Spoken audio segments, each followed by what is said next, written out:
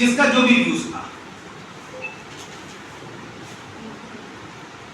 जीतना और हारना अलग चीज है, केवल पार्टिसिपेट करना एक बहुत महत्वपूर्ण पहलू है। आपने पार्टिसिपेट किया, यहां आए और यहां आकर जो बोलना है वो आसान काम नहीं है। जब आपको पता है कि आपके टीचर्स बैठे हुए हैं, जजेस बैठे हुए हैं, ऑडियंस बैठी हुई है, तो हर आदमी का ये बस नहीं है कि यहां आकर वो 3 मिनट भी बोल पाए। आपका बोलना बहुत अच्छा लगा, लोगों ने बहुत अच्छी तैयारी की। जीत हार में केवल जैसे कि अभी सोनल मैम ने कहा कि आपके जज्बा होना चाहिए, जीत का जज्बा होना चाहिए। ऐसा नहीं है, उस जज्बे की एक लेटेस्ट एग्जांपल आज की मैं दे रहा हूं। अभी इंडिया और बांग्लादेश के टेस्ट मैच सीरीज चल रही है, चलिए ना। पहला दिन खेल शुरू हुआ, बांग्लादेश के 2 या 3 विकेट गए, 70+ रन थे, बाकी बारिश होती नहीं। कल गेम शुरू हुआ तो यह था कि मैच ड्रॉ हो रहा है और 238 बांग्लादेश ने बनाए। अब इंडिया के पास टाइम तो था नहीं। जो इंडिया वालों ने एक जीत का जज्बा जिसे कहते हैं, जिस स्टाइल से खेला, वो क्रिकेट की हिस्ट्री में आज तक किसी कंट्री ने नहीं खेला है। और 50+52 या 53 रन की लीड दी, उनकी टीम आउट की और आज वो 7 विकेट से मैच जीत भी गया। जीत का जज्बा ये होना चाहिए। कल के मैच के बाद जब ये था कि आज गेम शुरू होगा, तो बहुत सारे यूट्यूबर्स को इसको मैं सुन रहा था, और ऐसे कंट्रीज जो इंडिया के खिलाफ है उनके यूट्यूबर्स का, वो कह रहे थे वो जीत का जो जज्बा था वो केवल रोहित शर्मा और उनकी टीम में हो सकता है, बाकी दुनिया के किसी कैप्टन में वो जज्बा नहीं होगा जो रिस्क लिया। वही चीज मैं आपसे कहना चाहता हूँ, आपके जीत का जज्बा होना चाहिए। हाँ, जीत अलग है, हो सकता है उस रिस्क में इंडिया हार सकती थी, ये भी बात है, मैच ड्रॉ भी हो सकता था, क्योंकि इन्हें वर्ल्ड टेस्ट चैंपियनशिप में फाइनल में जाना था। इसलिए उस जज्बे को उन्होंने दिखाया और वो आगे बढ़े।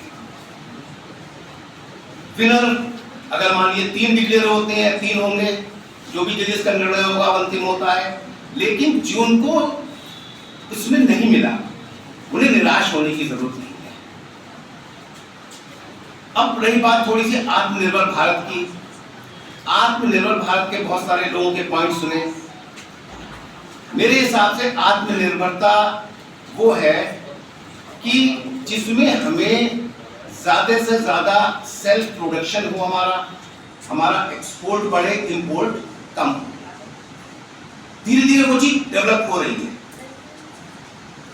जैसा कि अभी एक एग्जांपल भी दी गई थी कि आइसक्रीम की जो स्टिक है वो बाहर से आती है, चाइना की झालर आती थी, ठीक है, और वो 20-25 रुपए मिलती है, सब लगा रहे हैं। वो इंडिया क्यों नहीं बना सकता है? इससे मेरा इस मंच के माध्यम से, ऐसा नहीं है केवल यहाँ पर एक भाषण प्रतियोगिता हुई, जीते हारे और चले गए, आत्मनिर्भर भारत खत्म।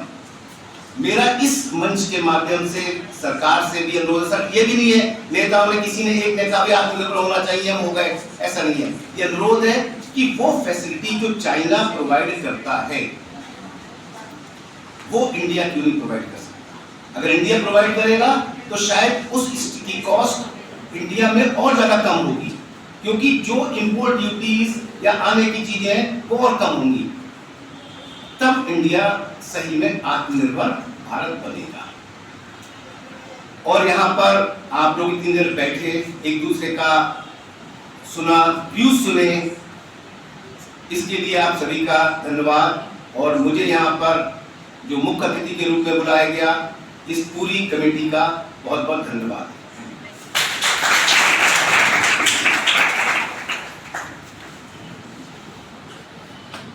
Thank you so much, sir, for such a motivation. Now I think results are ready. और हमारे